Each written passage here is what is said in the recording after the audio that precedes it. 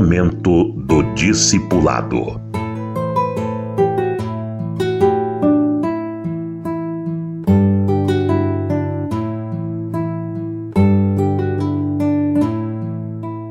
Atuação de Adonias e de Salomão, ambos filhos de Davi, e essa atuação de cada um deles evidencia o seu discipulado. O primeiro livro de Reis começa com a velhice de Davi, e logo a seguir, o Adonias, filho de Agite, era o quarto filho de Davi. Davi teve o primeiro, foi o Aminon, que depois o Absalão matou por causa daquele episódio, quando ele estuprou a irmã Tamar. O Absalão, que era o terceiro filho, depois matou o Aminon. O segundo filho, Daniel, ou Quileabe, a gente não sabe exatamente o que aconteceu com ele. Provavelmente ele morreu cedo, era filho da Abigail.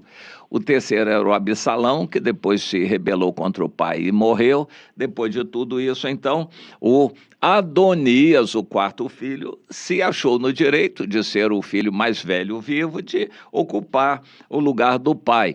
E o texto diz aqui em 1 Reis, no versículo 5... Então Adonias se exaltou e disse: eu reinarei. Providenciou carros e cavaleiros, etc, etc, e saiu fazendo a mesma coisa que o Absalão já tinha feito antes. Pois é, esse é o caminho de muito crente. Eu vou fazer uma obra, eu vou fazer acontecer, eu vou prosperar, meus sonhos, meus projetos. Isso não tem nada de Deus, é o seu eu que não morreu e que fica empurrando você para fazer coisas. Eu tenho um projeto pessoal, eu tenho um projeto, eu quero fazer, eu vou estudar, vou fazer um concurso, eu vou comprar, eu vou fazer um negócio, eu. O seu eu é empurrando o seu projeto pessoal. Não tem nada de Deus nisso, esse é o caminho do mundo. E as pessoas precisam realmente desenvolver a sua autoestima. Eu questiono essa coisa toda aí da psicologia, autoestima, mas, enfim, a autoestima é, em grande parte dos casos, uma mola propulsora do eu, o eu que empurra essa autoestima. As coisas estão relacionadas, isso não tem nada de Deus. No discipulado, a gente aprende a submeter a nossa vida ao Senhor, buscar a vontade de Deus, obedecer ao que Deus já estabeleceu e obedecer às pessoas que Deus levanta como autoridade. Aprendemos a ser humildes, e feliz é aquele que consegue ser humilde no seu espírito, ter um espírito de humildade. Esse é o caminho para a gente fazer a vontade de Deus, e não do Adonias. O seu eu se exaltou, o seu eu dirigiu, o seu eu determinou. Nas igrejas hoje existe muito disso. Vamos fazer um alvo, botar uma meta, nós vamos atingir tantos membros novos, um número de membros. Em geral, metas estão sempre relacionadas com números, e eu chamo isso de numerolatria. A idolatria dos números. Mas, enfim, todo esse jeito de fazer as coisas está empurrado pelo eu das pessoas, os líderes. A nossa igreja precisa crescer, vamos botar alvos e metas, ganhar pessoas, construir um templo, fazer isso, fazer aquilo. A nossa igreja... O eu do pastor quer ser exaltado com o crescimento da igreja. E ele empurra isso como se fosse uma autoestima coletiva para os membros da igreja também se orgulharem de fazerem aquilo, atingirem o seu alvo. Eles nunca perguntam: Deus, o que o Senhor quer de nós? Para onde devemos caminhar? Como funcionar? Infelizmente, esse é o caminho do Adonias. O resultado foi que ele se deu mal. Mas enquanto ele acalentava o seu eu que o empurrava nas ações que ele fazia, agindo politicamente, sorrindo, abraçando as pessoas, agradando por falsidade. Você já viu isso nas igrejas?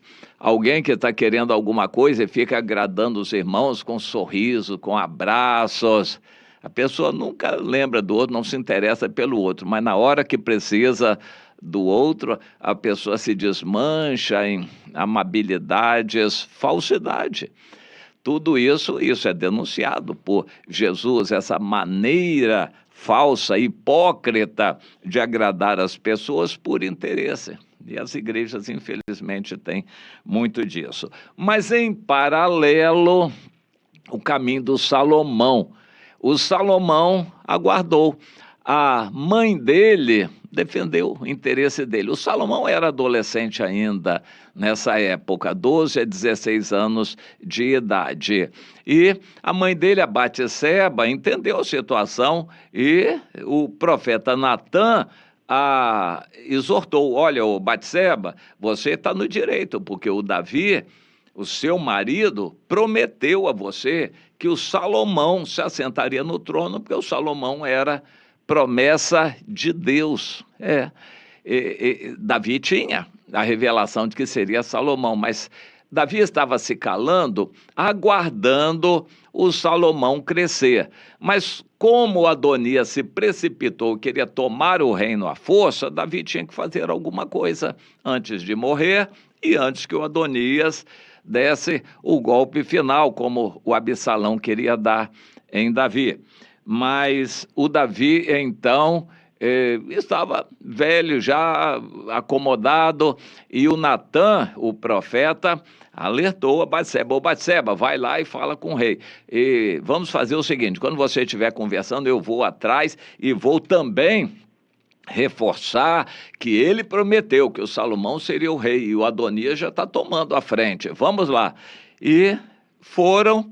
Provavelmente eles tiveram uma direção de Deus para isto, foram lá, e o Davi entendeu a situação, a gravidade da situação, entendeu que era urgente. Ou eu tomo a decisão agora, ou posso ter que lidar com fatos consumados, como foi o caso do Absalão. E aí a situação fica muito perigosa. E ele, então, decidiu, assim, decidido mesmo, nomear, e mandou ungir o Salomão como novo rei, mandou que todos obedecessem, colocou o Salomão no trono e mandou avisar a toda a população de Jerusalém. Isso aconteceu enquanto o Adonias tinha se retirado para um sítio à parte, para um churrasco. Ele convidou muita gente para o churrasco, para ali no churrasco ele ser aclamado rei. Enquanto isto, em Jerusalém, o Salomão já estava no trono, mas não por ele. O Salomão não moveu uma palha para aquilo, ele esperou que os outros fizessem. Eu quero mostrar isso. No caminho de Deus, nós não fazemos e acontecemos, deixamos Deus fazer os acontecimentos terem lugar. Deus age por nós, Deus toca o coração de pessoas que vão agir por nós. No caminho de Deus, é Deus quem estabelece, Deus age, Deus faz as coisas acontecerem. O Adonias foi criado de qualquer maneira, numa época em que Davi tinha várias mulheres, devia ser uma brigalhada danada entre as mulheres, os filhos das mulheres, e o Adonias foi criado daquela maneira, num ambiente ruim.